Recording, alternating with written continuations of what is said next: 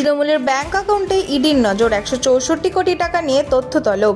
তৃণমূল কংগ্রেসের একটি ব্যাংক অ্যাকাউন্টকে ঘিরে তদন্তে নেমেছে এনফোর্সমেন্ট ডিরেক্টর। সূত্রের খবর, সংশ্লিষ্ট ব্যাংক অ্যাকাউন্টের সমস্ত তথ্য জানতে ব্যাংক কর্তৃপক্ষকে চিঠি পাঠিয়েছে কেন্দ্রীয় তদন্তকারী সংস্থা। ওই চিঠিতে একটি অ্যাকাউন্টে থাকা 164 কোটি টাকার সংক্রান্ত তথ্য চাওয়া হয়েছে বলে জানা গিয়েছে। বিষয়টি নিয়ে রাজনৈতিক মহলে শুরু হয়েছে জোর চর্চা। তদন্তের অগ্রগতির দিকে এখন নজর সকলের।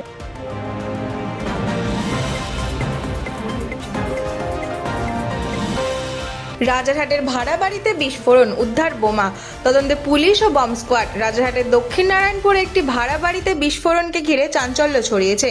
জানা গিয়েছে, কয়েকদিন ধরেই একটি পরিবার ওই বাড়িতে ভাড়া নিয়ে থাকছিল। শুক্রবার রাতে আচমকাই বিস্ফোরণের শব্দে আতঙ্কিত হয়ে পড়েন স্থানীয় বাসিন্দারা। খবর পেয়ে ঘটনাস্থলে পৌঁছায় পুলিশ ও বম্ব স্কোয়াড। তল্লাশিতে উদ্ধার হয়েছে আরও বোমা। কিভাবে এই বাড়িতে বিস্ফোরক মজুত হলো, কারা সেখানে থাকছিল এবং এর পিছনে কোনো বড় চক্র জড়িত কিনা তা খতিয়ে দেখ গোটা ঘটনায় শুরু হয়েছে তদন্ত।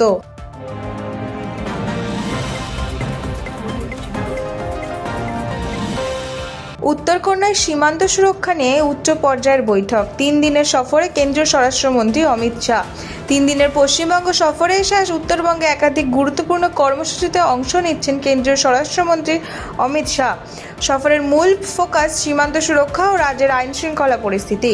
শুক্রবার রাতে বাগডোগরা বিমানবন্দরে পৌঁছান তিনি। সেখান থেকে শিলিগুড়ির কদমতলায় বিএসএফ ক্যাম্পে রাত কাটান কেন্দ্রীয় স্বরাষ্ট্রমন্ত্রী। শনিবার সকালে শিলিগুড়ির সীমা চৌকিতে বিএসএফ এর প্রহরী সম্মেলনে যোগ দেওয়ার কথা রয়েছে তার। এরপর দুপুরে উত্তরকন্যার সীমান্ত নিরাপত্তা নিয়ে একটি উচ্চ পর্যায়ের বৈঠক করবেন অমিত শাহ। বৈঠকে উপস্থিত থাকার কথা রয়েছে রাজ্যের মুখ্যমন্ত্রী শুভেন্দু অধিকারীর। পাশাপাশি বিএসএফ এর পশ্চিমবঙ্গ পুলিশের 2 ডিজি সহ শীর্ষ প্রশাসনিক আধিকারিকরাও বৈঠকে অংশ নেবেন। সূত্রের খবর, সীমান্ত সুরক্ষার পাশাপাশি রাজ্যের প্রস্তাবিত নতুন গুন্ডা দমন আইন নিয়েও আলোচনা হতে পারে এই বৈঠকে। বিকেলে বাগডোগরা বিমানবন্দর থেকে কলকাতার উদ্দেশ্যে রওনা দেবেন কেন্দ্রীয় স্বরাষ্ট্রমন্ত্রী। রাতে তিনি সৌজন্য অতিথিশালায় থাকবেন। আগামীকাল কলকাতার রাজ্যের আইন শৃঙ্খলা পরিস্থিতি নিয়ে আরও একটি গুরুত্বপূর্ণ বৈঠকে অংশ নেওয়ার কথা রয়েছে তার। রাজনৈতিক ও প্রশাসনিক মহলের নজর এখন উত্তরকন্যার এই বৈঠকের দিকে। সীমান্ত নিরাপত্তা এবং আইন শৃঙ্খলা সংক্রান্ত বিষয়ে কী সিদ্ধান্ত বা বার্তা উঠে আসে, সেই দিকেই তাকিয়ে রয়েছে সকলের দৃষ্টি।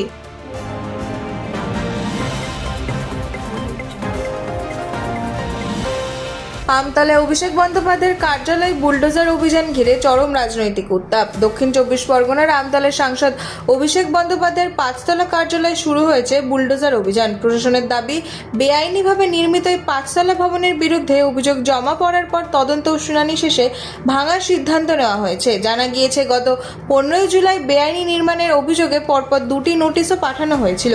শনিবার সকাল থেকে করা পুলিশ ও কেন্দ্রীয় বাহিনীর নিরাপত্তায় চলে ভাঙার কাজ। ঘটনাস্থলে রয়েছে দমকল প্রশাসনের ঊর্ধ্বতন আধিকারিকরাও। অন্যদিকে বুলডোজার অভিযান শুরু হতেই উচ্ছ্বাস প্রকাশ করেন স্থানীয় বিজেপি কর্মীরা। ঘটনাকে ঘিরে এলাকায় রাজনৈতিক উত্তেজনা তৈরি হয়েছে।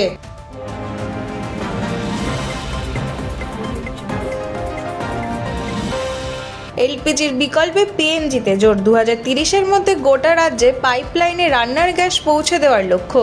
পশ্চিম এশিয়ায় অস্থির পরিস্থিতির জেরে আন্তর্জাতিক জ্বালানির বাজারে চাপ বেড়েছে। তার প্রভাব পড়েছে দেশের পেট্রোপণ্যের বাজারেও। এই পরিস্থিতিতে এলপিজির ওপর নির্ভরতা কমিয়ে পিএনজি ও সিএনজির ব্যবহার বাড়ানোর দিকে জোর দিচ্ছে কেন্দ্রীয় সরকার।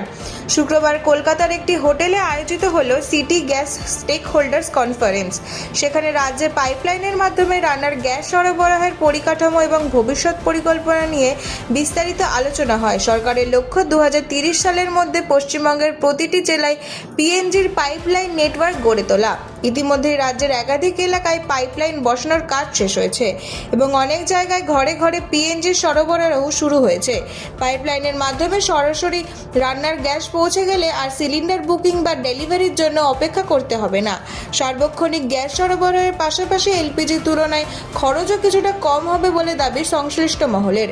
জ্বালানি নিরাপত্তা নিশ্চিত করা, আমদানি নির্ভরতা কমানো এবং আধুনিক গ্যাস পরিকাঠামো গড়ে তোলার লক্ষ্যেই পিএনজি ও সিএনজির ব্যবহার আরও বাড়ানোর উপর জোর দিচ্ছে কেন্দ্র।